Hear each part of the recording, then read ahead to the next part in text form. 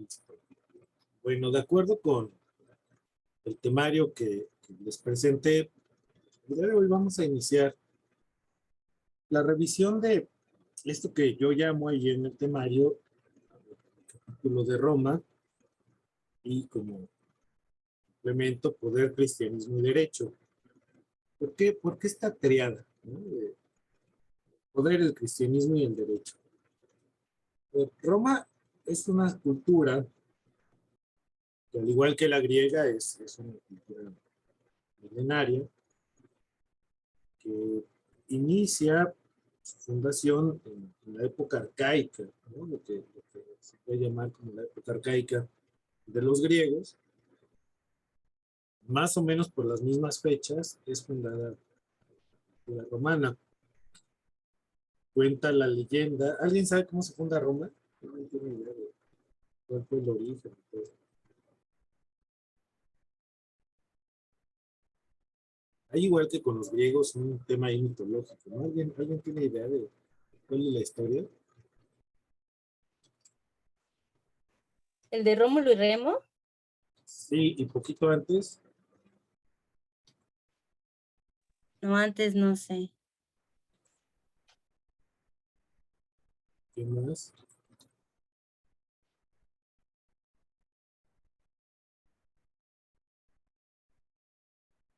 A ver.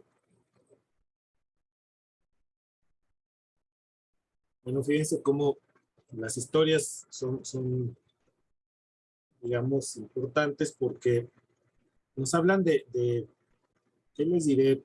La conexión que había en esta región del mundo.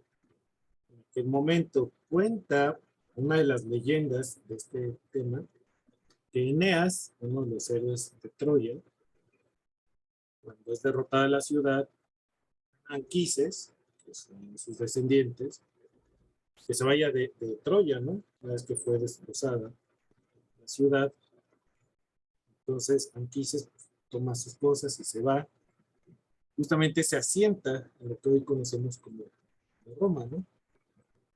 De ahí sus descendientes, hay un linaje del que vienen precisamente Rómulo y Remo. Recuerden que intentaron matarlos, ¿no? A Rómulo y Remo. En realidad no los matan, los recoge la famosa loba, los amamanta, luego Rómulo mata a Remo, y se funda la ciudad, ¿no? Bueno, esta ciudad, esta cultura que nace, esta historia, narrada así muy eh, rápidamente y superficialmente sobre todo, lo que va a provocar es el nacimiento de una cultura nueva. Y cuando hablo de un conjunto de valores, religión, economía, sistema político, etc. A diferencia de lo que pasó en Grecia, donde hay una búsqueda por el saber, por la verdad, una discusión permanente respecto de cómo sabemos lo que sabemos. En Roma no ocurre algo similar, pero los romanos van a inventar dos cosas que son fundamentales para entender la tradición, las tradiciones epistémicas contemporáneas en el estudio de lo social, de todas, ¿no? Estamos hablando estrictamente de los estudios en torno a lo social. Los romanos van a inventar sobre todas las cosas algo que es, insisto, fundamentalísimo para nuestra tradición y que es nada menos que ustedes ya deben conocer como el derecho romano. No quiere decir que en Grecia no hubiese derecho. En el siglo V ya había códigos, había leyes muy bien establecidas. Había una discusión con Platón y otros respecto a que lo justo, habíamos dicho incluso que Platón definía lo justo como dar a cada quien lo que le corresponde, ¿no? Los romanos tienen, a diferencia de los griegos, una manera diferente de pensar el derecho. Para los griegos, el derecho era sí la concreción de una noción de lo justo, pero digamos que el cosmos ordenado tiene fuente, digamos, de ese orden, a la razón, a logos, a todo lo que ya discutimos acá. Para los romanos, el derecho es el instrumento organizador de la sociedad. Esa es la gran novedad del derecho. Insisto, no es que con los griegos no hubiese constitución y leyes, desde luego que las había, pero no lo consideran como lo fundante de la ciudad. Lo fundante de la ciudad, digamos que sí es una parte del derecho, desde luego hay leyes, etcétera, pero lo fundante de la ciudad es el logos, es la filosofía, es el pensamiento, es el arte, es toda la cultura helénica en general, la lengua, la identidad. Para los romanos, en realidad, el derecho es lo fundante de la civitas, es decir, del ser ciudadano de ese espacio y de esa comunidad política. Ahora bien, ¿cuándo surge esto del derecho romano? ¿No? Es interesantísimo ver cómo a partir del siglo, los romanos fundan su reino, ¿no? Nacen como un reino en realidad y van generándose varios reinos. Luego las disputas políticas llevan a que haya unificaciones, divisiones, particiones, etcétera. Pero el reino va creciendo, ¿no? Y llega el siglo V antes de Cristo y surgen las llamadas 12 leyes. Con las 12 leyes romanas podemos hablar que propiamente está o surge, que denominaríamos la cultura occidental en términos de lo jurídico. Hasta hoy todavía nuestro sistema jurídico es de tradición románica, ¿no? Es decir, el derecho romano por eso es tan importante en la fundación del derecho mexicano. Es una de sus principales fuentes. Y se habla de que el sistema jurídico mexicano, por ejemplo, es de tradición románica. De ahí que sea tan importante, insisto, en las licenciaturas en Derecho, la materia de Derecho romano, porque sienta las bases de lo que es la lógica, la racionalidad y el conjunto de elementos que rigen todavía hoy, en buena medida, la aplicación del derecho mexicano. Con los romanos surge una serie de principios que son considerados todavía como algunos de ellos principios generales del derecho, en nuestro sistema y orden jurídico.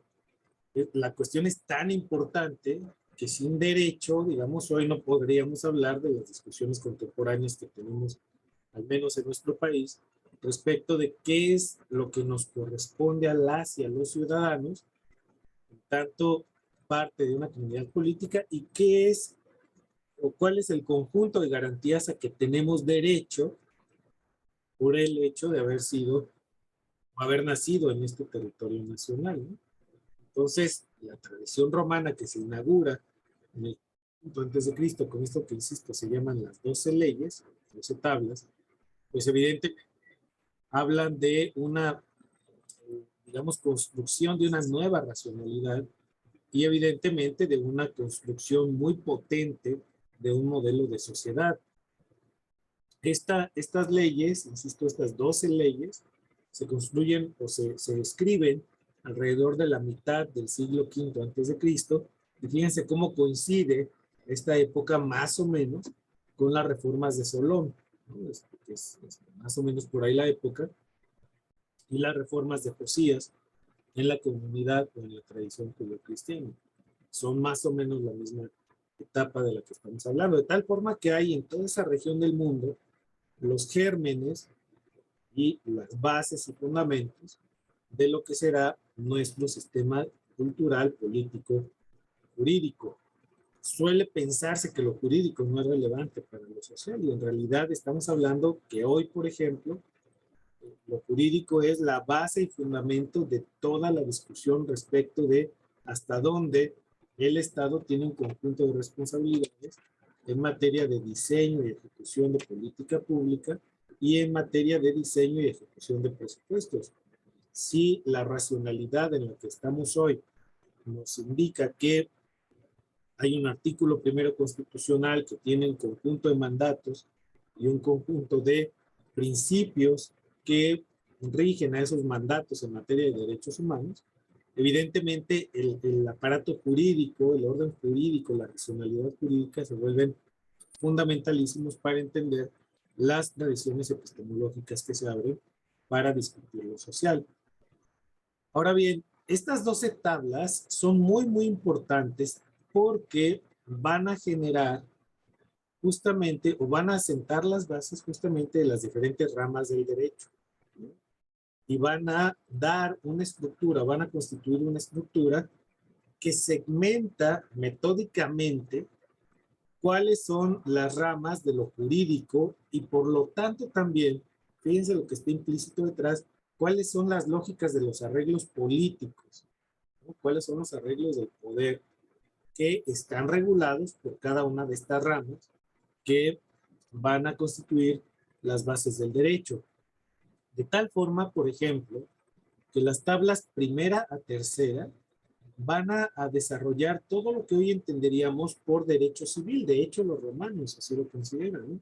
Hay grandes teóricos del derecho romano que explican cómo estas tablas de la 1 a la 3 van a regular toda la relación que hay entre individuos. Es justamente lo que enseñan los romanos cuando inventan esto del derecho, ¿no?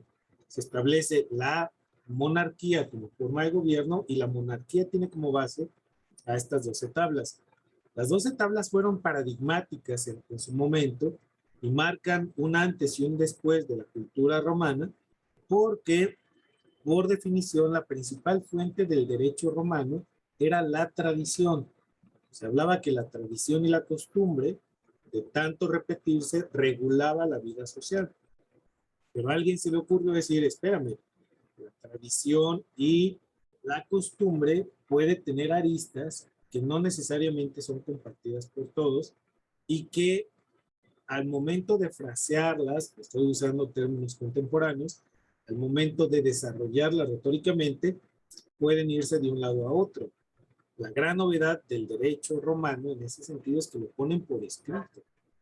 Te dicen, a ver, aquí hay un código, 12 leyes o 12 tablas, que nos dicen cómo nos vamos a organizar y vamos a regular, fíjense lo interesante, el conjunto de relaciones dependiendo del tipo y sujetos que intervienen en la relación contractual o en la relación de poder.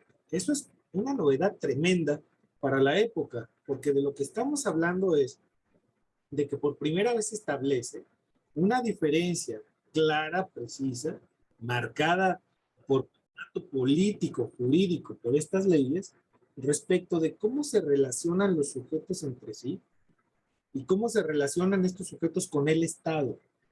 Es decir, hay esta claridad de que hay una naturaleza distinta entre las relaciones que se dan de individuos y cuando estos individuos se relacionan con el Estado, con la autoridad. Entonces, nuevamente, tablas primera a tercera van a desarrollar todo lo que es el derecho civil y todo el derecho procesal civil. Es decir, no solamente nos decían en estas 12 tablas cuáles son los derechos o cuál es el conjunto de prerrogativas de que disponen los individuos, sino también cómo deben comportarse ante la ley. Y ese es un adelanto tremendo de los romanos, ¿no?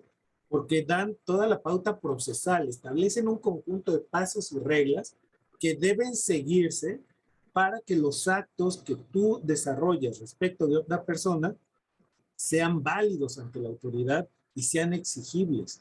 Es una novedad, insisto, poderosísima que normalmente cuando se discuten de estos temas en la tradición de pensamiento de lo social no se toman en consideración de manera suficiente a mi juicio. ¿Por qué? Porque en este momento de la historia lo que queda claro es que hay diferencia, insisto, en la naturaleza de los actos que se llevan a cabo entre individuos y los actos que se llevan a cabo entre individuos y el Estado. Hay una primera gran separación, y perdón que insista y machaque tanto sobre ese tema, pero es fundamentalísimo. Y luego no solamente nos dice, a ver, fulano que se relaciona con perengano en un acto de comercio, en un acto de compra-venta, en un acto de sucesión, etcétera, no solamente debe establecer este conjunto de, o mejor dicho, tienen este conjunto de prerrogativas ambos individuos, sino que para que esto tenga validez, deben seguir este conjunto de procedimientos y formalidades. Es lo que hoy en nuestro marco jurídico se denominarían como el cumplimiento de las formalidades de la ley, el conjunto de elementos sin los cuales las leyes, o mejor dicho, los actos que realizamos con base en esas leyes, no tienen validez. Por ejemplo, el matrimonio, que es uno de los eventos demográficos más importantes, bueno, la nupcialidad como tal, tiene que cumplir con ciertos requisitos, ¿no? Requisitos y formalidades se llaman en el ámbito del derecho la solemnidad del acto. Hay actos civiles que requieren de un procedimiento solemne que se lleva a cabo frente a la autoridad. No sé si aquí hay alguien que esté casado o casado, pero si los hay, ya fueron a un registro civil o han ido, ¿no? A lo mejor acompañar a alguna amiga o amigo, y van al registro civil y hay un conjunto de procedimientos que deben cumplirse. Hay requisitos: entregan acta de nacimiento, comprobante de domicilio, estudios clínicos de que no padeces enfermedades infectocontagiosas, tal, y luego declaras el régimen matrimonial que vas a establecer para tu contrato, ¿no? Entonces, ese contrato no lo puedes firmar tú en tu casa, ¿no? Como si puedes firmar la compra-venta de un coche, ¿no? Es un evento que requiere de cierto evento formal, y ese evento formal es solemne. ¿Por qué es solemne? Pues porque se lleva a cabo a nivel competente. Eso se lo inventaron los romanos. Eso no existía en ningún otro lado, ¿no? Y cuando crean las 12 tablas, insisto, la 1 a la 3, lo que van a establecer es ese conjunto de determinaciones que garantizan derechos, prerrogativas, generan por lo tanto lo que se llama el derecho subjetivo, es decir, todo aquello que le compete a los individuos, y van a crear todo aquello procesal que es requerido de ser cumplido ante la autoridad para que ciertos eventos, ciertos actos adquieran legalidad y por lo tanto validez. Tú puedas exigir el pago de ciertas cosas o de ciertas deudas, se requiere haber llevado a cabo, en el derecho romano, contratos que cumplieran con las formalidades establecidas en estas 12 tablas. Bueno, van a establecer además que una cosa es cómo me relaciono yo con mi vecino, con mi vecina, ¿no? Había ejemplos, ¿no? Hay ejemplos ahí en los manuales de derecho romano, ustedes los pueden revisar, donde te dan algunos escenarios, ¿no? De conflicto. Por ejemplo, ¿a quién le corresponde pagar si se cae una barda y daña otra barda? Todas esas cuestiones de la vida cotidiana que estaban ya establecidas en los derivados de las 12 tablas, en el conjunto de los códigos y procedimientos romanos. Pero una cosa es cómo me relaciono yo con mis vecinos o con los otros integrantes de la ciudad, y la otra es cómo me relaciono en mi vida privada con mi familia. De tal forma que las tablas cuarta y quinta lo que van a establecer es lo que hoy llamaríamos el derecho familiar. También gran novedad de los romanos. Inventan un conjunto de normas y principios que, más allá de la relación que yo tengo con mi familia, establecen el conjunto de elementos para, por ejemplo, las líneas sucesorias del patrimonio. Recuerden ustedes que en Roma surge la figura justamente del pater familias. Y el pater familias literalmente era dueño de la familia en su conjunto, ¿no? Es decir, no había la autonomización, la emancipación, como se decía en la terminología del derecho romano, hasta cierta edad y ciertas formalidades cumplidas. De tal forma que si las hijas o los hijos adquirían patrimonio, en realidad el patrimonio le pertenecía al pater familias, ¿no? Era una estructura totalmente patriarcal, ¿no? Ahora, y en ese sentido estaríamos hablando de una constitución o una estructura jurídico-social tremendamente novedosa y tremendamente importante, porque nos da elementos para comprender cómo se estaba organizando la sociedad, y que luego, es importantísimo, es la que va a prevalecer en la cultura judio-cristiana, que se va a extender hasta la Alta Edad Media y que seguirá vigente prácticamente hasta el siglo XVI. Entonces, eso es fundamental entender. Hay un derecho, un conjunto de normas y principios que separan y que independizan, digamos, jurídicamente hablando, las esferas de la vida privada y pública. Lo privado en dos dimensiones: relaciones entre individuos iguales, y relaciones en el ámbito de lo que es la familia, las relaciones de familia. cuándo y cómo se pueden casar las hijas, cuándo y cómo se pueden casar los hijos, cómo se pueden establecer los divorcios o no, cómo se puede establecer y cómo debe funcionar la tutela de los menores, cómo se ejerce esto que todavía hoy llamamos la patria potestad. Todos esos términos tienen que ver evidentemente con el derecho romano. Bueno, cómo te llamas y cómo construimos todavía nuestros nombres hoy, ¿no? Con nombre, apellido paterno y materno, viene justamente de la tradición del derecho romano. No es un asunto menor, pues, de lo que estamos hablando, ¿no? En tercer lugar, va a venir lo que se llama el derecho de las obligaciones o lo que hoy se llama derechos reales. Estos derechos reales tienen que ver con lo que hoy llamaríamos los actos de comercio, ¿no? Son las tablas 6 y 7 y tienen que ver con, otra vez, formalidades de compra-venta. Había una regulación tremendamente estricta de cuándo inicia la obligación y cómo se extingue la obligación. Otra vez, elementos que para el derecho contemporáneo son fundamentales. Cuándo inicia la obligación contractual de algo y cómo extingues esa obligación. Y había un conjunto a través de reglas y procedimientos, ¿no? Se podía extinguir la obligación por la muerte de la persona, por ejemplo, pero había mecanismos que podían comprometer a la familia a cumplir ciertas obligaciones, o bien de otro lado, había el pago, había una serie de figuras, ¿no? Por ejemplo, si te ponías de acuerdo, no recuerdo el nombre de esa figura, pero si tú me debías 100 y yo te debía 90, pero me das a cambio cierta cosa, había un procedimiento que permitía la extinción de esa obligación a partir de ese intercambio, por ejemplo, ¿no? Y había un conjunto de regulaciones súper interesantes que todavía hoy tienen aplicación relativa en el marco jurídico nacional, que yo insistiré una y otra vez, es de tradición románica y abreva directamente de allá. Va a haber además las tablas de la 8 a la 9, las 8 y la 9, que van a establecer lo que hoy denominaríamos como derecho penal, ¿no? Y ahí se establece todo lo que es posible de ser penado por el Estado. Eso es también novedosísimo, ¿no?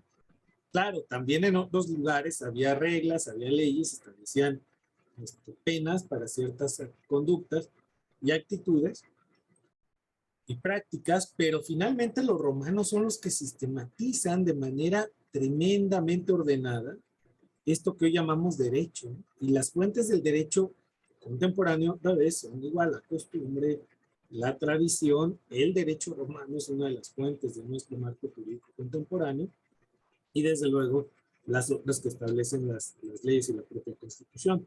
Pero en este momento de la historia, siglo V, estamos hablando ya de que el derecho penal, otra vez, no solamente establece cuáles son las, digamos, conductas que son punibles por el Estado, o bien, o mejor dicho, además, el conjunto de procedimientos que se deben seguir para que los ilícitos sean castigados de manera adecuada. Entonces, hay toda una serie de gradaciones que por primera vez también van a quedar establecidos de esa manera en el marco jurídico romano, atendiendo a los principios, por ejemplo, de la proporcionalidad del acto, ¿no? Entonces, en el marco jurídico romano se inicia esta tradición de sancionar los delitos de acuerdo con la gravedad o el tipo de evento que desarrollaste, la conducta ilícita, la conducta típicamente punible, dirían los abogados y las abogadas, ¿no? Entonces, se establece qué es punible, pero en qué grado y medida. Entonces, esta forma de pensar al derecho evita poner a rajatabla medidas como las que ocurrieron con el código draconiano, ¿no? Sí saben de dónde viene el término de draconiano, no tienen idea. En Grecia, más o menos por la misma época, poquito antes, siglo VI, se impuso un tirano de nombre Dracón, D-R, aquí se lo escribo. Entonces este compañero llega y como había un desorden político enorme en Grecia, pues se le ocurre poner un código penal que se parecía mucho al código de Hammurabi. Hay gente que piensa que de ahí lo sacó la inspiración, al menos, ¿no? Entonces, las medidas eran terribles, ¿no?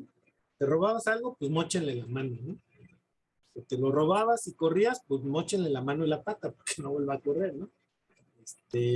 Mató a alguien, pues mátenlo a él y a alguien de su familia. Cosas así de drásticas que eran inflexibles y que no permitían esta gradación y esta correspondencia entre la gravedad de la conducta y la magnitud o la gravedad de la pena, ¿no? Entonces, este compañero establece ese código, por eso todavía hoy se establecen las medidas de, están mandando aquí un mensaje, perdón. Todas las medidas que hay respecto de los delitos, ¿no? Entonces, cuando hay medidas muy drásticas, en ciertas sociedades se habla de que son medidas draconianas, ¿no? Porque aluden metafóricamente que se parecen a aquellos del código del compañero Dracón. Entonces, lo que vemos ahí es toda un conjunto de medidas, un conjunto de procedimientos que evitan que haya sanciones arbitrarias. Ese es un asunto interesantísimo, hermanos. Les interesaba ejercer el derecho como base de la organización social y como base y fundamento de la estructura político-económica de su sociedad. Tan es así que además regulan a la familia. Es un asunto que nunca había ocurrido en la historia de la humanidad, ¿no? ¿Por qué? Porque se asume que la familia forma parte del Estado y que la estabilidad de la civitas, la comunidad cívica romana, depende de las buenas relaciones que se establecen en la familia, y por eso había que meterlas al Código Civil. Van a establecer además en la tabla 10ª lo que se llamaría el derecho sacro. Es decir, no se refiere a lo sagrado, ¿eh? Digamos, el derecho sacro se va a referir sobre todo a un conjunto de medidas que regulan la vida interna de la ciudad, ¿no?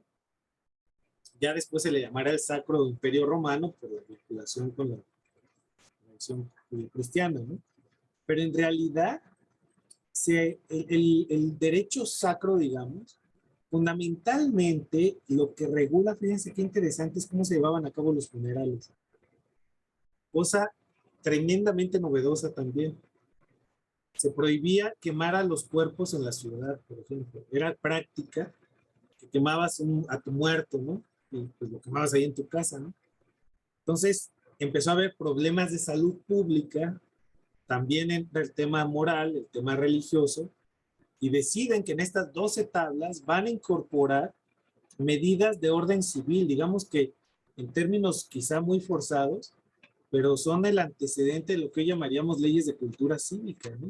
De cómo respetar el espacio de los demás a partir de acciones tuyas que no incomoden, no dañen a la comunidad y no alteren el desarrollo normal de la vida cívica, ¿no? Entonces, la tabla 10ª, que se refiere justamente al derecho sacro, pues está destinada a que haya orden en la vida interna de la ciudad. Se van a prohibir en ella, digamos paradigmáticamente, la incineración y inhumación dentro de la ciudad, porque además ocurría que había muchos incendios, ¿no? Acuérdense que las casas pues eran de madera, la gran mayoría. Entonces quemabas a tu muerto, pues se te incendiaba la casa y quemabas toda una ciudad. Entonces, para evitar que ocurriera eso, prohibieron a partir de las 12 tablas, en la número 10, en la 10ª, prohíben justamente la incineración de los cuerpos. Y finalmente estarán las tablas 11 y 12. Estas se titularon tablas inique, ¿no? Y estas tablas fundamentalmente se traducen como las tablas de los injustos, ¿no?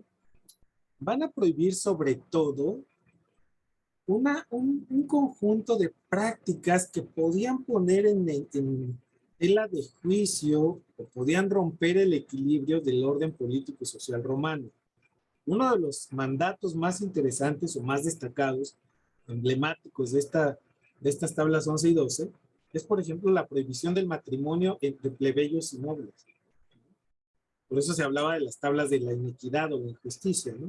Más que de la injusticia es de la inequidad o las tablas de la desigualdad, porque se prohíbe que alguien del pueblo se case con la gente noble. De esa manera garantizabas, de acuerdo con las y los expertos, pues la preeminencia y la permanencia y la conservación del poder del Estado en el marco de las familias que tradicionalmente habían detentado el poder.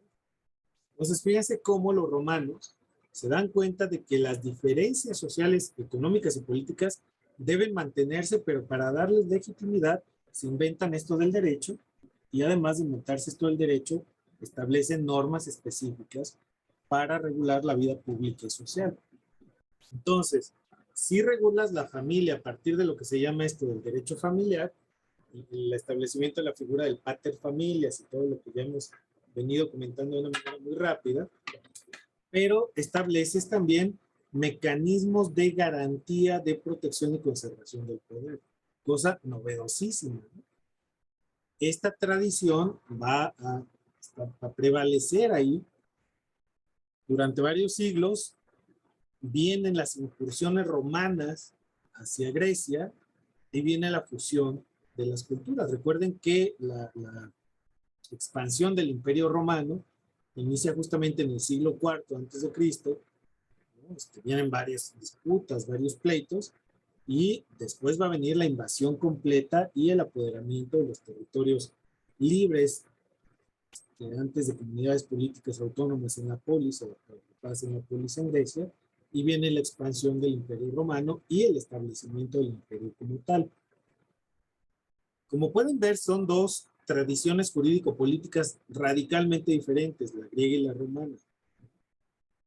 Y es bien importante pensarlo en términos de tradición porque nos enseña no solamente esta forma de ordenar a la sociedad a partir de un texto escrito, que son estas 12 leyes, que regulan al poder público y que regulan las relaciones entre civiles y las relaciones entre familias.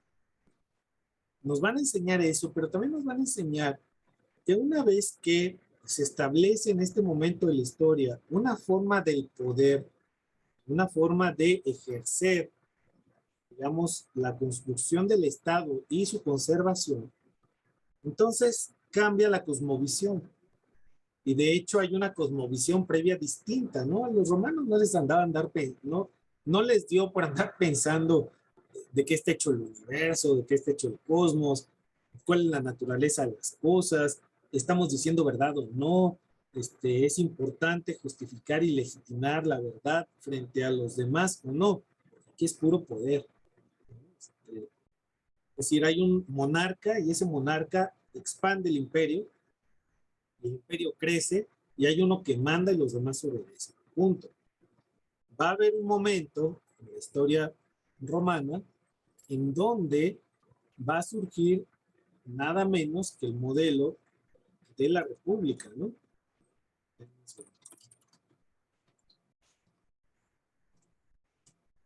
Roma se funda fundamentalmente ya hacia nuestros tiempos como una república y la implantación de esta forma de gobierno republicana viene desde el año 500, donde las monarquías entran en crisis y se establece justamente el modelo republicano de gobierno.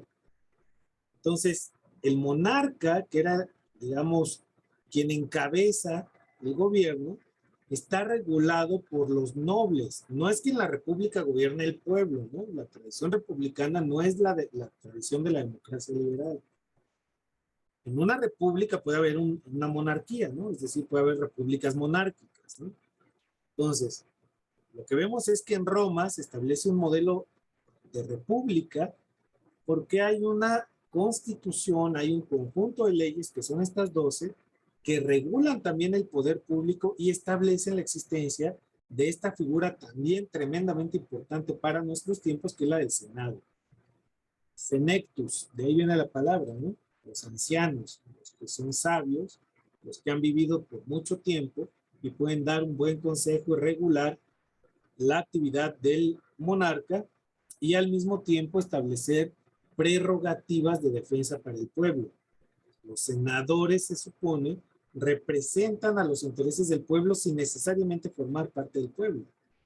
Hay escasísimos ejemplos de senadores que hayan llegado a ese cargo a partir de su origen plebeyo. Como ya vimos, era muy difícil ascender en la escala social. No te permitían el matrimonio, como sí ocurría, por ejemplo, en el feudalismo, que seas de una lana, puedes dar una dote, casabas a tus hijas con nobles y entonces tu familia pasaba de ser rica, poderosa, comerciante, a convertirse en parte de la nobleza. En Roma no ocurre así.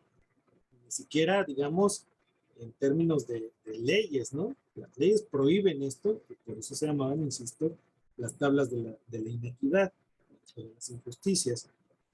Entonces, lo que vemos acá es una idea del sujeto diferente, ¿no? No es una comunidad de libres e iguales, ¿no? Aunque hubiese muy poquitos libres e iguales en Grecia, no hay esa comunidad, sino que antes bien hay un modelo y una estructura de poder diferente. Hay sí una monarquía, hay una regulación de esta monarquía por la ley y al mismo tiempo hay una regulación por la presencia del Senado. Desde esta perspectiva, entonces, hay una idea del sujeto diferente a la que hay una idea de la persona que es diferente porque está regulado perfectamente en el derecho quién eres, cómo eres y hasta dónde puedes llegar en propiedades, pertenencia y poder. Ese es fundamentalísimo entender. Entonces, en ese marco, evidentemente, no había espacio para andar reflexionando en las cosas que reflexionaban los griegos, ¿no? Ya más bien una idea del poder y una idea del gobierno muy diferente, por lo tanto también una idea de ser ciudadano muy distinta a la que tenían los griegos en su cultura. Evidentemente, cuando se da la conquista de los territorios griegos, a los romanos les fascina su cultura, ¿no? Esto que siempre leemos en los manuales de historia, ¿no? Se enamoran, dicen, Roma conquistó políticamente a Grecia y Grecia conquistó espiritualmente a Roma, ¿no? Es una frase que se lee comúnmente en este tipo de manuales. Relativamente cierta. Sin embargo, es importante entender que se configura toda una noción distinta del poder y una noción totalmente distinta de lo que son las personas. La esclavitud está legitimada para los romanos, ¿no? Existen leyes que regulan la existencia de la esclavitud. Podía ser esclavizado por deudas, por ejemplo, de acuerdo con el Código Romano, ¿no? Guerras, etcétera. Y hay toda una estructura entonces en la cual el esclavo, por ejemplo, era parte del patrimonio de los patricios o bien de los paterfamilias, ¿no? Entonces hay toda esta configuración y yo insisto, por lo tanto también hay una forma muy, muy diferente de pensar las ideas con las cuales te explicas la realidad y también con las cuales rindes culto a la divinidad, por ejemplo. Van a pasar muchos siglos y los griegos quedan allá en su territorio. Después de la muerte de Platón y de Aristóteles van a surgir varias. Una de las más importantes, para los propósitos de esta sesión, es el surgimiento del estoicismo. El estoicismo es fundado por Ciclo, ¿no? Es un filósofo griego que piensa que, equivocamente dicen los manuales de filosofía, ¿no? Que los estoicos disfrutan el placer, ¿no? Son algo así como masoquistas, ¿no? Y nada más alejado de la realidad. La idea bueno, están otras escuelas, ¿no? El jardín de Epicuro, el judaísmo, surge el hedonismo, luego va a surgir la relectura de Platón con Plotino, y hay muchas escuelas, pero particularmente esta es bien interesante, porque para propósitos, insisto, del establecimiento del imperio y lo que vendrá después. El estoicismo es una filosofía de la quietud, eso sí es cierto, ¿no? Es decir, de la inmovilidad respecto de la tragedia y respecto del drama humano. No sé si alguien ha leído a Séneca, el gran Séneca, ¿no? De origen cordobés, de hecho, ¿no? Es en la ciudad de Córdoba. pues su padre se da cuenta que es tremendamente inteligente y se lo lleva a Roma. Pero Zenón de Sitio y luego la lectura que van a hacer otros respecto del estoicismo, se va a comenzar a extender como una filosofía muy bien valorada por los romanos. Es una filosofía que te enseña, insisto, a la aceptación de la realidad, a la conformación con la realidad, a estar conforme. Y el estar conforme implica aceptar el estado de cosas y hacer lo mejor que puedes hacer en el marco de ese estado de cosas dadas. Eso es básicamente lo que piensa un estoico, ¿no? Entonces, el estoico reflexiona y no se acongoja por lo que no debe acongojarse. Eso es lo que, digamos, te enseña de alguna manera. Es una filosofía para la vida. Una gran lectora de Séneca es la doctora María Zambrano, léanla. Tiene un gran libro, pequeñito, pero es un gran libro, pequeñito en extensión, sobre Séneca. Se titula justamente así, Séneca. Y lo que vamos a ver entonces es que los romanos están absorbiendo mucho de la tradición y cultura griega, pero van a hacer aparición dos fenómenos bien importantes en el escenario de la cultura romana y del poder romano. Ya dijimos, ellos inventan el derecho tal cual, como lo conocemos ahora, con divisiones, con ramas de especialidad, derecho familiar, derecho mercantil o comercial, derecho de gentes, derecho penal, derecho sacro, ¿no? Estas partes de convivencia de las personas. Y además de esto, de inventar el derecho, van a constituir a la república como modelo de gobierno. Y eso también es otra gran novedad. Vamos a ver cómo, en su momento, Maquiavelo lo que busca es restituir o recuperar la tradición de la república romana. Y esa discusión va a estar ahí durante siglos y luego todavía ahora algunos autores, como los Lefort y otros, van a explicar de qué se trataría la recuperación de la tradición republicana en nuestros días. Pero bueno, lo que vemos acá entonces es la generación de una nueva forma de ser y de estar en el mundo. Los romanos van a tener grandes aportaciones que todavía hoy, insisto, nos alcanzan en diferentes espacios de vida pública y de cómo se discute hasta dónde debe intervenir el Estado y dónde no respecto de garantizar ciertos derechos y ciertas condiciones de posibilidad para el desarrollo. Por ejemplo, algo en lo que poco se pone atención respecto de una cultura como la romana, en los términos que lo estoy planteando acá, es la arquitectura romana. Los romanos fueron mucho mejores arquitectos que los griegos. Quizá han sido los mejores arquitectos como, digamos, civilización. En la historia inventaron un montón de cosas en la arquitectura, ¿no? Los romanos tenían tres principios que aplicaban a su arquitectura. Los griegos inventaron los cánones estéticos como tales, ¿no? Recuerden ustedes que había tres grandes órdenes estéticos con Grecia, ¿no? El orden iónico o jónico, el orden dórico y el orden corintio. Estos tres órdenes los pueden ustedes identificar por columnas, ¿no? El tipo de columnas que había. Déjenme buscarles aquí en la...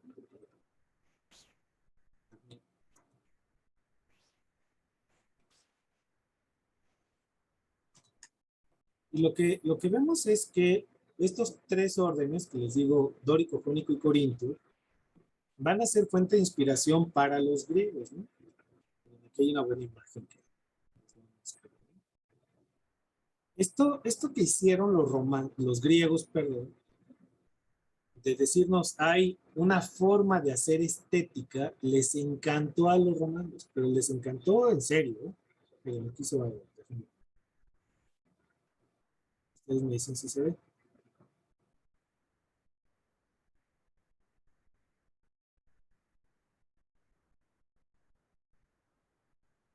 ¿Ya la ven? Ya. Sí. Listo. Sí. Es el orden dórico, que es el primero que surge, ¿no? con los griegos, viene del norte, ¿no? De la parte de Macedonia, algunas de las islas. Pero básicamente las columnas que sostienen a los edificios griegos tienen esta figura, ¿no? De ser circulares y tenían rayitas, ¿no? Estaban rematadas por esta parte superior de la columna, que era lisa, dividida solamente en dos partes. Y finalmente, vaya, eran inspiradas en lo que se llamaría el modelo masculino, ¿no? Acuérdense que hablábamos de que los griegos descubren que el cuerpo humano guarda proporciones matemáticas muy, digamos, uniformes, muy regulares, y la inspiración es el cuerpo masculino. Luego vendrá un segundo orden estético que da origen o pie a lo que se llaman las columnas jónicas o iónicas, ¿no? Estas columnas, si se fijan, tienen un remate así circularito, y no sé a qué les recuerda. Sale en una película, es icónico eso.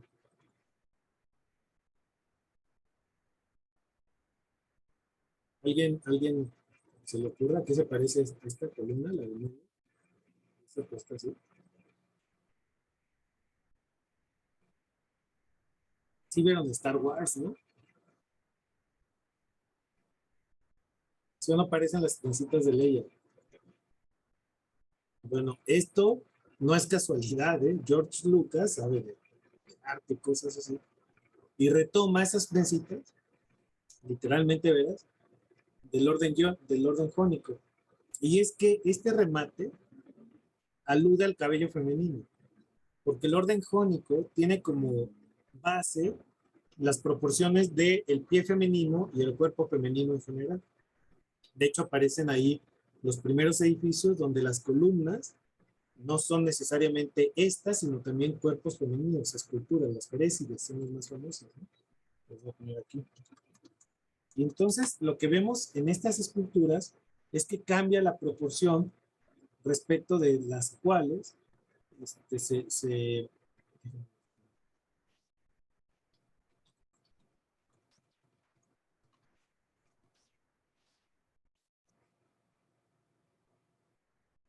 perdón, les dije ferésides, son las cariátides. Las cariátides aquí lo van a ver. Lo que van a darnos es un patrón estético diferente, basado en el cuerpo femenino. Ustedes dirán, ¿y qué tiene que ver esto con lo social? Pues todo, ¿no? Recuerden ustedes que en el pasado, no sé si ahí se ve,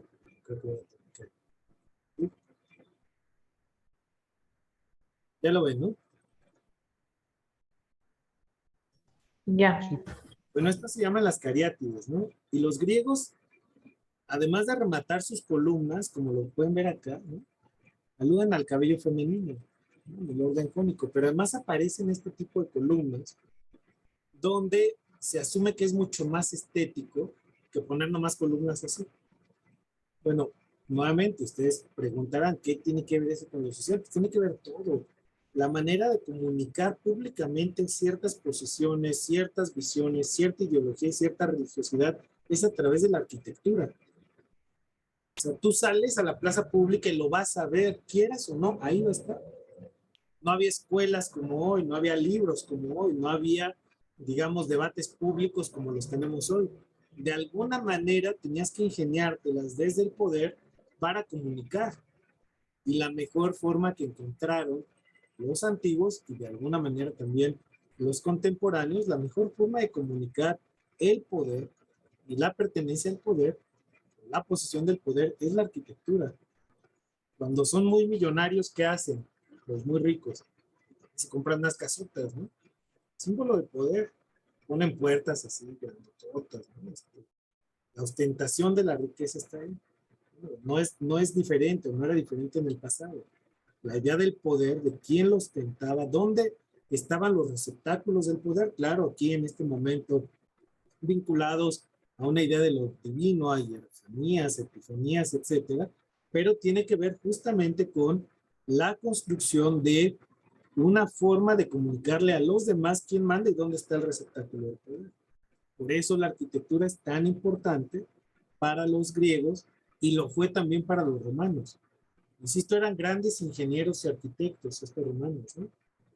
A diferencia de los griegos, por ejemplo, los romanos descubrieron el mortero.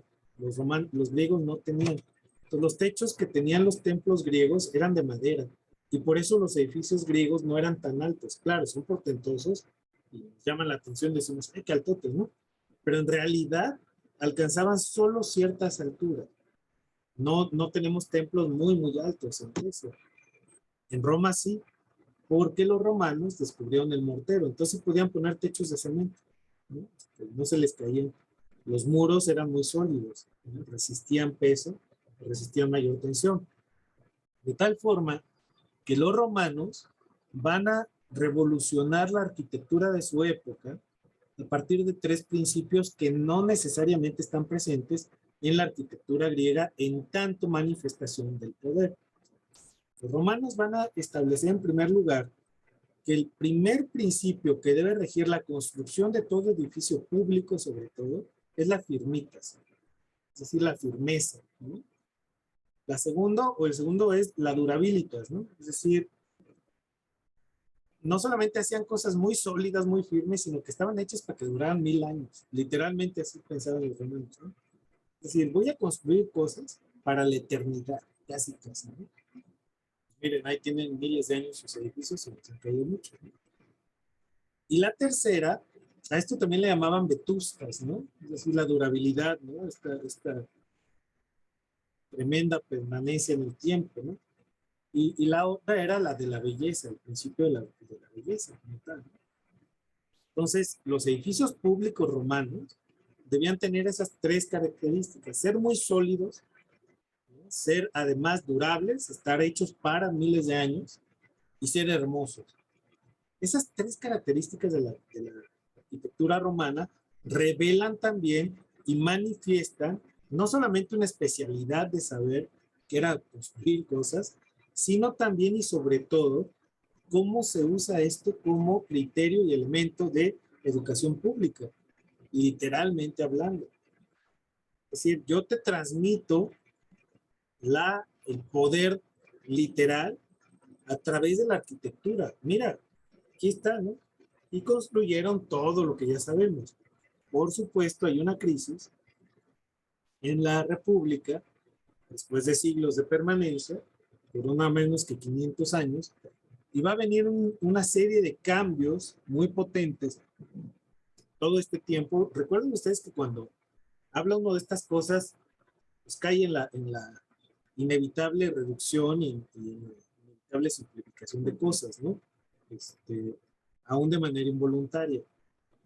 Y no quiero decir que en esos 5 siglos fue lo único que ocurrió, pero digamos que en términos de la formación de una forma de pensar, o la construcción de una forma de pensar, estos son elementos fundamentales, a juicio mío, de cómo se constituye una racionalidad específica a partir de Roma, que vamos a ver ahora cómo se modifica con el paso del tiempo y va a dar pie a esto que llamamos la tradición judeocristiana. Bueno, la república, insisto, se mantiene durante muchos siglos, evoluciona, cambia, se transforma, etc. Los grandes romanos van a construir las basílicas, van a construir los coliseos, ¿no? Van a construir los panteones como tal, ¿no? Y van a tener estas formas específicas de arquitectura que, insisto, muestran lo que es el poder. Van a construir el circo romano, literalmente, ¿no? El circo no era así como lo conocemos ahora. ¿Alguien sabe cómo era la arquitectura del circo romano? ¿Cómo se veían más o menos?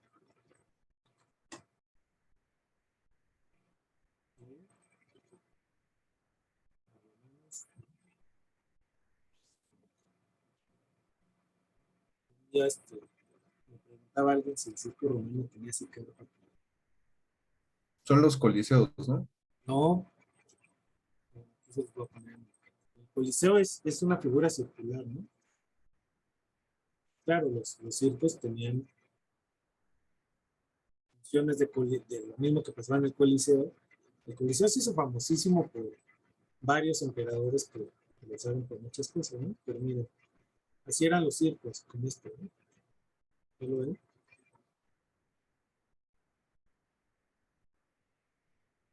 Y la arquitectura misma nos da señales de cosas, ¿no? Una parte central dedicada a los rituales. Si se fijan ahí, esto como que serían como los palcos de los estadios de ahora, ¿no?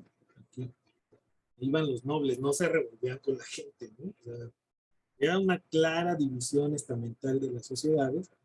De este lado, pues estaban los palcos principales, ¿no? Acá había como una especie de altar religioso, y en medio, pues se desarrollaban todos los juegos. Por eso podían correr carros, ¿no? Al interior del. Era como un gran hipódromo, ¿no? Se parece más como un hipódromo esto. Entonces, los circos romanos tenían esta forma. Claro, este estaba muy cerquita del Coliseo. Déjenme ver si aquí se ve. Aquí está el Coliseo estaba aquí cerquita de lo que era el circo, ¿no? Y había varios circos, ¿no? Entonces, esta forma de construir que respondía de esta manera, insisto, miren, ahora nuestros estadios se parecen mucho, ¿no? Ya ven, lo que eran los circos romanos. Entonces, los romanos tienen esta forma tan potente, tan poderosa de construir edificios que luego van a generar, digamos, toda una forma y una tradición de manifestar el poder. Resulta que, insisto, cuando viene la crisis de la República, pues llega por ahí del año 57 o 37 antes de Cristo. Y llega evidentemente cuando inicia una serie de disputas al interior del Senado mismo. Tiene como uno de sus personajes centrales al famosísimo César, ¿no? César nunca fue emperador, mucha gente cree que era emperador, César nunca fue. Pero sí genera la estructura y de alguna manera las bases para que surja el imperio. César, que es un gran político romano, gran militar romano, realiza lo impensable para su época, ¿no? ¿Se acuerdan del paso del Rubicón, no? De ahí que hay mucha gente que dice, pues fue su paso del Rubicón, ¿no? Es este momento en que tomas una decisión, dicen, me juego todo por todo, ¿no? Entonces, César logra avanzar tanto en Roma, en términos políticos, siendo militar, que establece este primer triunvirato, ¿se acuerdan, no? Gobiernan tres, luego lo quieren sacar, ven que está creciendo mucho, lo mandan a las campañas militares justamente para que enfrente a los galos, los derrota, luego llega a Inglaterra, se viene para acá atrás, se da cuenta que lo andan ahí tenebrando, y regresa y cruza el Rubicón y toma Roma, ¿no? Entonces, lo nombran cónsul perpetuo a César. Sus biógrafos dicen que padecía epilepsia o algún mal de ese tipo, tenía algunas convulsiones el compañero César, ¿no? Entonces, cuando lo empiezan a ver débil y se dan cuenta de que puede destruir a la República, pues dicen, pues hay que echarlo, ¿no? Pues lo matan, le dan 70 y tantas puñaladas, ¿no? Una por cada senador. Es esta tremenda ejecución que hacen de César, ¿no? O sea, les daba tanto miedo hacerlo que dijeron, pues cada quien le da una puñalada, ¿no? Pues órale. De ahí aquello de que, pues tú también, Bruto, ¿no? ¿Y se acuerdan de aquella clásica de tú también? Bruto era como una especie de hijo para César. Era hijo de una de sus amantes. Lo quería mucho César, Bruto, ¿no? Le dio oportunidades y lo puso. Y al final, pues en la conspiración, pues Bruto también lo clavó el poder. Entonces, la conspiración de las dagas le llaman, ¿no? Luego hubo una segunda conspiración de las 3 dagas con Calígula, ¿no? Pero en este momento, César es asesinado y asciende al poder César Augusto. Él sí fue el primer emperador de Roma, ¿no? Se nombra emperador y es un gran emperador, ¿no? Sin duda alguna. Pero en este tránsito, ¿no? del linaje de los emperadores, lo que ocurre es que al pasar de imperio,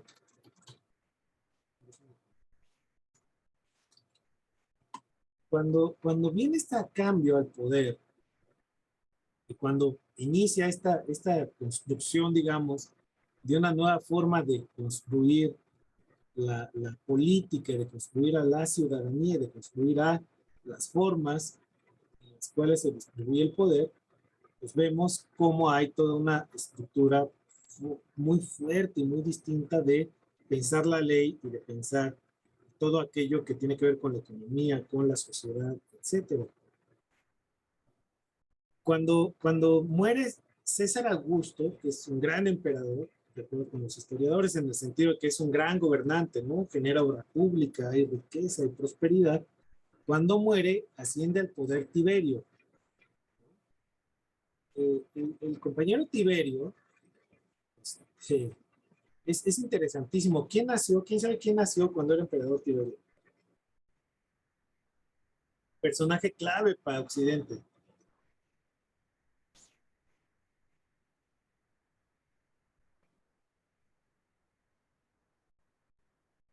Es más, muchos creen en él. Muchos.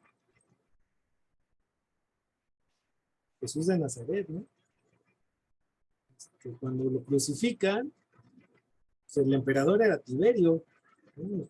Mucha gente piensa que era César, pero ya ven que dicen que a César lo que es de César y a Dios lo que es de Dios. No, ya cuando se da la crucifixión, el emperador era Tiberio. Pero bueno, el caso es que Tiberio asciende al poder. Tiberio dicen que estaba loco, ¿no? Era un muy mal gobernante. Era un tipo desenfrenado, ¿no? Un tirano, en todo el sentido y extensión de la palabra. Luego vendrá el gobierno de Julio César, ¿no? Otro Julio César. Luego vendrá el gobierno de Marco Aurelio. Luego vendrá el gobierno de Cómodo, ¿no? Que es el hijo de Marco Aurelio. Quien haya visto la película de Gladiador, por favor olvídenla, sáquenla de sus cabezas, está muy mal hecha en términos históricos, ¿no? Claro, es una película, pues Ridley Scott echó a volar la imaginación, ¿no? Marco Aurelio sí tuvo un hijo Cómodo, Cómodo sí también está medio loco, pero no lo mató un gladiador en combate, ¿no? Lo mata un gladiador en los pasillos ahí del liceo, en una conspiración fraguada por su tío, que también luego se convierte en el caso es que esto está ocurriendo en Roma, nace Jesús de Nazaret, ¿no? Pero en esa misma época fueron contemporáneos Jesús de Nazaret con otro gran filósofo, que es justamente Séneca, ¿no? Séneca es contemporáneo plenamente de Jesús de Nazaret.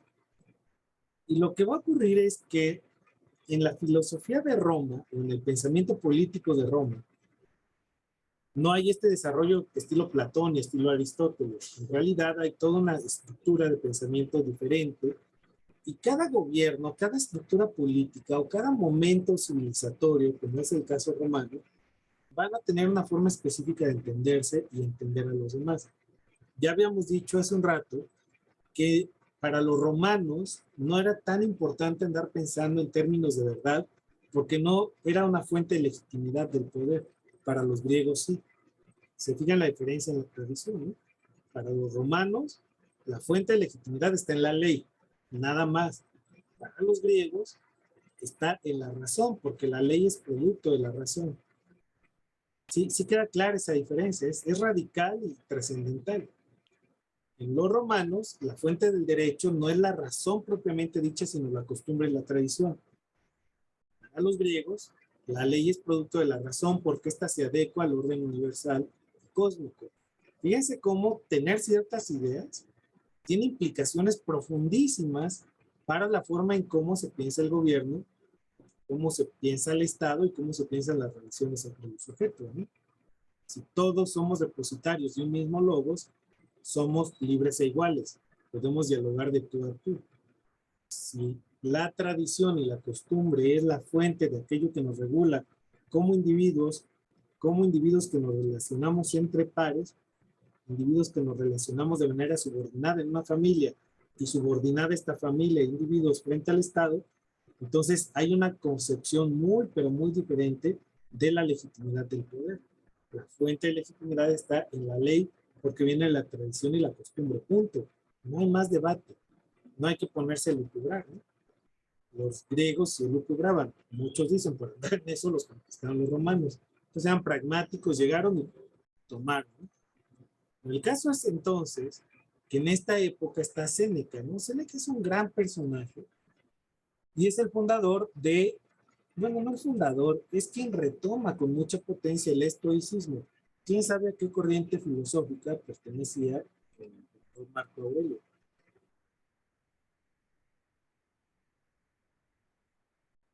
quizá el más grande emperador de Roma, ¿no? Por consistencia, por, digamos, eticidad, por capacidad de visión. ¿Sabe alguien? ¿Alguien ha leído las obras de Marco Aurelio? ¿No? Era estoico. Y todas sus cartas y todos sus libros son textos estoicos. Les puede sonar quizá paradójico, ¿no? ¿Cómo alguien como Séneca podía ser estoico, ¿no? Por eso entender estas filosofías es bien importante, porque hoy tenemos muchas distorsiones, ¿no? Muchos lugares o estereotipos, lugares comunes que impiden ver la profundidad de este tipo de personajes. Séneca era un tipo profundamente rico, inmensamente rico. Sus biógrafos piensan, por ejemplo, que Séneca llegó a tener una riqueza equivalente al 10% de un año de recaudación promedio. Imagínense la magnitud de la riqueza de Séneca, era impresionantemente rico. Séneca, insisto, nace en Córdoba, en España. Su padre, que se llamaba igual que él, Séneca el Viejo, se da cuenta que tiene un hijo talento, un hijo prodigio. Se da cuenta de que Córdoba, a pesar de que es una provincia muy importante para los romanos, en realidad, pues ahí no va a tener mucho futuro, ¿no? Decide llevárselo a Roma para que se eduque allá. Y nada menos que traba amistad con, obviamente, las amistades de su papá, pero asciende muy rápido en el poder. Era muy querido, era un tipo muy querido por el Senado, por los nobles, por la gente, era un tipo de veras realmente muy admirado, Séneca. Resulta que Séneca, en estas intrigas del poder y en estos cambios, intercambios de cargos, los asesinatos, las traiciones, conspiraciones, pues resulta que era muy amigo de Drusila, de hecho, correcto, y Drusila era hermana de nada menos que el compañero de Calígula, ¿no? Entonces, Calígula, que recibía muchas críticas, falta de ética, locura total, ¿no? Pues es evidentemente condenado moralmente por muchos, entre ellos Séneca. Entonces, se enoja mucho con el Calígula y lo expulsa, ¿no? Lo acusa de adulterio, por ejemplo, de andar con su hermana, Calígula, ¿no? Entonces lo expulsa y lo manda ya al exilio, ¿no? Pobre Séneca dura varios años en el exilio, muere, bueno, asesinan al compañero Calígula, asciende al trono Claudio, y luego Claudio, pues, tiene un hijo que se llamaba Británico, ¿no? No recuerdo, pero se había casado, había adquirido segundas nupcias. Dicen que su esposa pues, era una que participaba mucho del poder, de mucha ambición política. Resulta que se muere el compañero Claudio, dicen muchos que lo envenenó esta mujer. Tenía un hijo que era el heredero al trono, se llamaba Británico. A los 100 días que muere Claudio, pues este señor también aparece envenenado, ¿no? Entonces, el único que queda en la sucesión al trono es el hijo de esta mujer, Agripina, si no me equivoco. Y este señor llevaba nada menos que por nombre Nerón.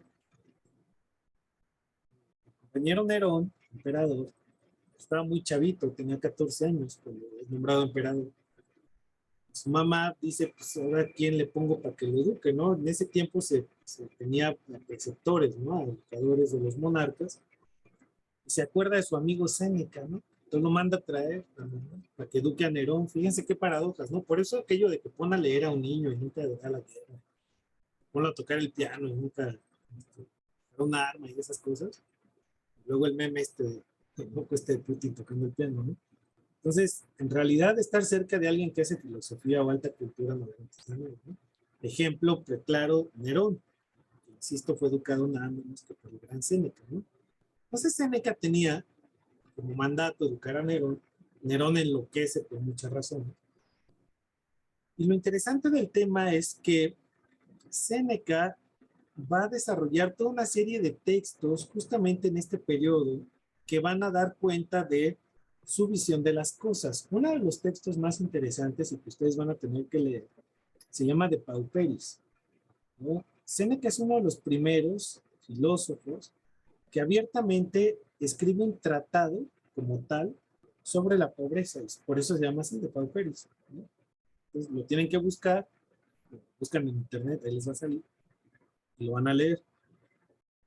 Séneca entonces lo que va a darnos es una visión de la realidad y una noción respecto de qué es lo justo y qué es lo injusto, cómo debemos vivir.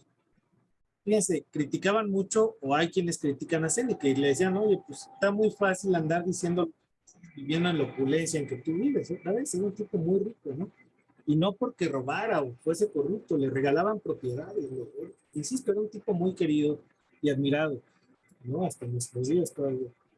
Entonces Séneca se involucra, insisto, sigue en la política, se distancia evidentemente de las locuras de Nerón.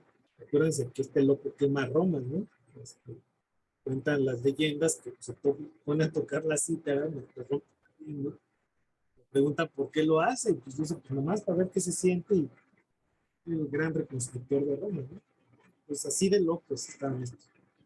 Bueno, resulta que hay una conspiración para matar a Nerón y fracasa la conspiración, y de pronto echarle la culpa a alguien, dice, aquí hubo mano negra y fueron mis cercanos, ¿no? Y evidentemente sospecha de Séneca, ¿no? Y lo acusa de formar parte de esa conspiración. Y cuentan los biógrafos, y por eso es importante toda esta historia, en los fines de la clase, van la guardia pretoriana a dejarle la notificación, diríamos ahora, ¿no? Como cuando te llega ahí la ministerial a tu domicilio y te dice, pues le vengo a traer aquí un citatorio, ¿no? Entonces, lo querían tanto a Séneca, cuentan los biógrafos, que el guardia, el jefe de la guardia pretoriana, pues no se atrevió a decirle a qué iba, ¿no? Nomás tocó la puerta y le echó por abajo. Séneca recibe la acusación, la contesta, se la da al guardia para que la lleve de regreso, la llevan allí con los jurisconsultos y deciden que Séneca es culpable, ¿no? Sin mayor mediación, lo condenan a beber cicuta, igual que Sócrates, ¿no? Entonces le llevan la guardia pretoriana a la sentencia. Otra vez lo quieren, la miran tanto que no se atreve, vuelve a tocar la puerta y avienta por debajo la sentencia. Dicen que Séneca estaba con sus amigos, una cena, y cuando recibe la noticia de que tiene que beber cicuta, no se inmuta, ¿no? Sus amigos le dicen como a Sócrates, te sacamos, ¿no? Hasta sobordamos al guardia y te llevamos, ¿no? Se acabó, ¿no? Y Séneca lanza su última gran alocución en vida, que está registrada en sus textos, y la gran lección que deja Séneca como filosofía de vida, por eso quería llegar y hago toda esta narración, es que los seres humanos nos preocupamos mucho por la existencia, ¿no? Sin embargo, dice Séneca, aprendemos o queremos aprender a vivir y pocas veces se nos enseña bien morir, es decir, a morir con dignidad, morir como debe morir una persona de bien. Entonces Séneca les dice a sus amigos que están sentados con él en la cena que frente a la muerte solo hay dos posibilidades. La primera de ellas es que la muerte no sea sino una puerta, no que se cierra, sino que se abre. Es decir, es un tránsito, es una apertura al más allá. Recuerden que los romanos tenían la idea de los campos elíseos, ¿no? Que era esta idea de que mueres, te vas a los campos elíseos, ya para la eternidad, ahí se va todo. Entonces Séneca piensa, cuando nos morimos, existe la posibilidad de que sea un tránsito. Si es eso, ¿para qué te agobias en tener riquezas, en tener bienes, en tener poder? Si la vida que cuenta es la del más allá, ¿no? Es decir, esta que vamos a tener los campos elíseos, si es que eso es lo que ocurre. Pero si no ocurre eso, y si la muerte es el final, dice Séneca, también es un desperdicio dedicar tu vida a obtener bienes, poder, riqueza. Porque la desperdicias en intrigas, la desperdicias en una forma de ser que es intemperante y que no cultiva las mejores virtudes del ser humano, la ambición, la codicia, avaricia, son no pecados. Ellos todavía no eran cristianos, ¿no? No son pecados, pero sí vicios del alma. Entonces, Séneca dice, en cualquiera de los dos escenarios yo me voy a todo dar, porque no dediqué mi vida a esto, sino que la dediqué a ser feliz, a reflexionar, a pensar y a ser quien era y quien debía ser. De tal forma que les doy gracias por su amistad, échenme la cicuta, la bebió y se murió. ¿No? Una muerte ejemplar, ¿no? Como la de Sócrates. ¿Por qué esta filosofía era tan funcional para el imperio? Porque evidentemente te lleva a la aceptación del estado de cosas. Otra vez lo que había dicho hace un rato. El estoicismo no es un estado de resignación, pero sí un estado activo de aceptación del estado de cosas que tienes enfrente. Un estoico contemporáneo, por ejemplo, voy a poner un ejemplo quizá muy frívolo, ¿no? Pero un estoico contemporáneo sería esta persona que está en el aeropuerto un día y le avisan que su viaje está cancelado, ¿no? Su vuelo está cancelado, sobrevendido. Y entonces, pues esta persona ni se acongoja ni le hace de cuenta, pues no va a poder cambiar la situación. Se pelean con la muchacha del mostrador o con el muchacho del mostrador, no cancelan el vuelo ellos, ¿no? Les dan la instrucción, lo cancelan los controladores. Entonces es absurdo pelearte con alguien del mostrador, ¿no? El estoico al revés, pues va, da el lana, pues pasa al estadio, pues, un café que hay ahí, pues, intenta tomarse su cafecito, toma la mejor silla que pueda y pues hasta que le enseñó el vuelo, ¿no? Pongamos un segundo ejemplo del aeropuerto, ¿no? Te cancelan o está sobrevendido tu vuelo y de pronto o está sobrevendido, tú sí tienes lugar y dicen, oigan, le damos $100 al que ceda su lugar y le damos lugar en el que sigue, pues el estoico lo agarraría feliz, ¿eh? Se tendría ventaja si no lleva prisa. O bien, vas en un vuelo, va casi vacío y te dicen, oiga, lo vamos a pasar a primera clase, ¿no? No tiene inconveniente, no, pues a mí pónganme donde diga, ¿no? Entonces, el estoico no rechazaría ir en primera clase, es lo que les quiero decir, ¿no? Es decir, el estoico no busca, por definición, el malestar. No le gusta el malestar. Si puede estar bien, lo va a hacer. Lo traes la primera clase, pues a todo dar. Ah, no tienes la primera clase, te voy a mandar allá. ¿Ya qué, no? Si me peleo no sirve, ¿para qué me peleo? Entonces, este estado de aceptación del estado de cosas no es un estado resignado, sino es un estado de la menor infelicidad posible. No sé si me explico. Lo que busco es reducir todos los ámbitos que me puedan generar tristeza, malestar, pero sin provocar una revolución o un caos. Un estoico no llamaría a tomar la cabina del avión, por ejemplo, ¿no? Echar al chofer si algo hace, ¿no? Simplemente diría, pues, así ocurrió, no depende de mí, no está en mí modificar las condiciones estructurales que provocaron esta situación. ¿Qué más hago, no? Hago lo que mejor puedo hacer. Digamos que un estoico busca hacer lo mejor que puede ser y si no consigue metas y objetivos, no se acongoja, porque las metas y objetivos son, digamos que de algún modo incidentales. Esta filosofía es totalmente compatible con el cristianismo, si se dan cuenta, ¿no? Que es lo que estaba ocurriendo del otro lado de Roma y que estaba en emergencia, lo que en un principio era esta secta, ¿no? Llamada así, de cristianos, ¿no? Ante la comunidad judía o la comunidad de los celotas, pues era una comunidad chiquitita, eran unos 100 los cristianos, ¿no? No pasaban de ahí, que decían que Cristo tenía miles de seguidores. La verdad es que el movimiento de veras, pues eran 100, 200, ¿no? No se tiene un registro numérico del tema, pero eran muy poquitos, entonces, eran literalmente vistos como una secta, ¿no? Es que tenía un mensaje muy poderoso. En un imperio como el que estamos, el mensaje de la esperanza es tremendamente eh, eficaz, ¿no?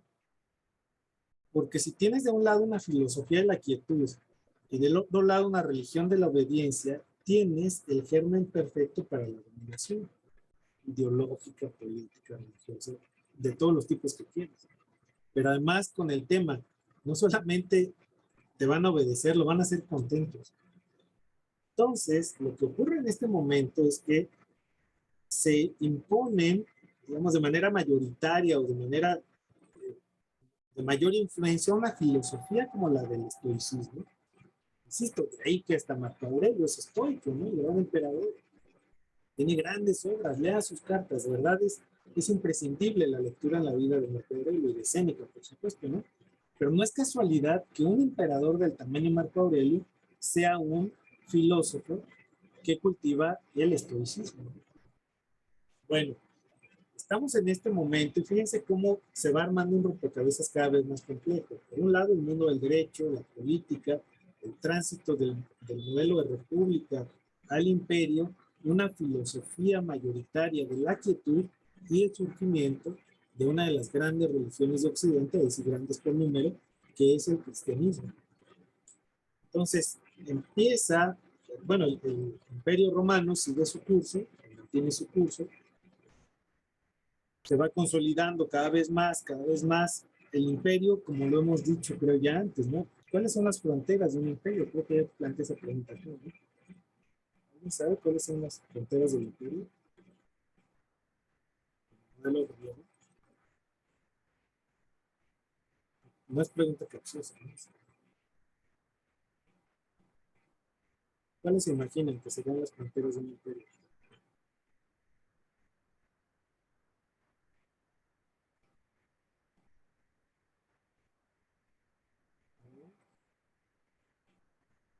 Como Sócrates, hablen lo que quiero conocerlos, ¿no? Pues un imperio no tiene, ¿no? Es decir, los imperios son por definición expansivos. Los emperadores son justamente estos entes o estas entidades que se posicionan a sí mismos como los depositarios máximos del poder. Con el Imperio Romano va a ocurrir algo que después en la teoría política se va a denominar como la teoría del soberano. Ya esto lo va a desarrollar con toda plenitud Hobbes, ¿no? La etapa moderna, explicando justificando y pero con los romanos ocurre una cosa que no había ocurrido desde una perspectiva de política occidental, nunca, nunca, nunca. Y es que el emperador busca, y eso fue reiterado, desde César hasta, no, desde Julio César hasta lo que quieran, el emperador busca identificarse con la divinidad. Eso es algo tremendamente novedoso. Muchos dicen, muchos historiadores dicen que esto ocurrió sobre todo en las expediciones romanas y el encuentro y conflicto que tienen con Egipto. ¿Se acuerdan que César tiene un amorío ahí con Cleopatra, luego se pelean, luego Marco Aurelio, ¿cómo se llamaba? El que luego se junta con Cleopatra, que era gran amigo de César, ¿cómo se llamaba? ¿Antonio? Marco Antonio, exactamente, gracias, Paula. Pues Marco Antonio va y pues es derrotado, ¿no? Cleopatra, pues, corre mala suerte, un destino trágico. Acuérdense que César le ayudó a Cleopatra a detener a su hermano. ¿Sí se acuerdan de eso, no? Cleopatra tiene un hijo de César, ¿no? Luego lo matan. El destino de las familias de los Césares depuestos o asesinados era terrible, ¿no? Matan al hijo de Cleopatra y de César para que no busquen la sucesión del trono después, ¿no? Y esto tiene que ver, dicen algunos historiadores, con que el modelito egipcio implicaba que el faraón, el emperador del imperio egipcio, era la encarnación de Dios. Esa es una idea poderosísima, ¿no? Entonces, los romanos dicen, oye, esto como que no me suena tan mal, ¿no? Entonces, todos los romanos, todos los emperadores buscaban ser divinizados. Calígula intentó ser divinizado, Claudio lo intentó. Todos los emperadores buscaban que se les divinizara, ¿no? En un primer momento, desde luego, con los dioses paganos, ¿no? Como se les conocen en el argot cristiano, pero los emperadores buscan ser identificados con la deidad. Y ocurre entonces lo que Kantarowicz, si alguien quiere buscar este autor es fantástico, se los voy a poner acá. No me equivoco, se escribe así. Creo que se escribe así. Y tiene un libro que se llama Los dos cuerpos del rey. El doble cuerpo del rey, depende de...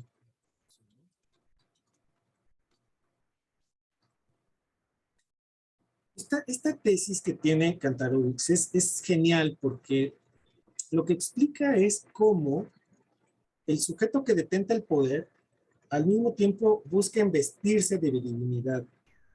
Eso lleva a un proceso simbólico en el cual se asume que el cuerpo del monarca es divino. Es decir, el cuerpo del monarca es mortal, biológico, todo lo que quieran, pero al mismo tiempo es divino. Por eso se habla de la doble sustancia del cuerpo del rey, ¿no? Y por eso se habla de que el rey nunca pierde su carácter ni divino ni de rey, o de monarca o de emperador. Entonces, esta idea de la apropiación corporal del poder es tremendamente poderosa en términos simbólicos, porque legitimas tu mandato ya no solamente a partir de la ley, no solamente a partir del arreglo político y los pactos que se pueden establecer de grupos, sino que además dices, esto es supraterreno, ¿no? Y hay de aquel que lo cuestione. Nuevamente volvemos al tema de la incuestionabilidad del poder. Si vivimos en una sociedad de libres e iguales, yo te puedo cuestionar, ¿y de dónde sacas eso que me estás diciendo, no? Justifícalo y legitímalo. ¿A partir de qué? De buenos argumentos, de estructuras lógicas y de garantía de verdad. Pero si yo les digo que se me apareció el arcángel Gabriel en la mañana y que puso sobre mí una espada que brillaba incandescentemente como el mayor lucero que ustedes hayan visto en cualquier noche, en cualquier amanecer, y que de pronto todo mi cuerpo fulguró y se llenó del calor y la luz de esa espada, y de pronto me vi con la espada divina en mi mano, y aquí la tengo para que la vean que es cierto. Entonces yo les puedo decir que Dios me ha elegido para que los gobierne. Y aquel que cuestiona mi poder no me está cuestionando a mí, cuestiona al que me mandó, que es la divinidad. ¿Sí me explico, no? Hay una tremenda transmutación de la idea del poder y por lo tanto de la idea de lo político, lo social, lo cultural. Entonces, este es el caldo de cultivo que está en este momento de la historia para el surgimiento de lo que se va a llamar el cesaropapismo, ¿no? O bien la vinculación por primera vez en el mundo de Occidente entre el poder político y el poder religioso, pero en esta ocasión ya pensado desde la perspectiva católica. Son 6:38, vamos a hacer una pausa y le seguimos ahorita en 10 minutos, ¿no? ¿Están de acuerdo? Sí.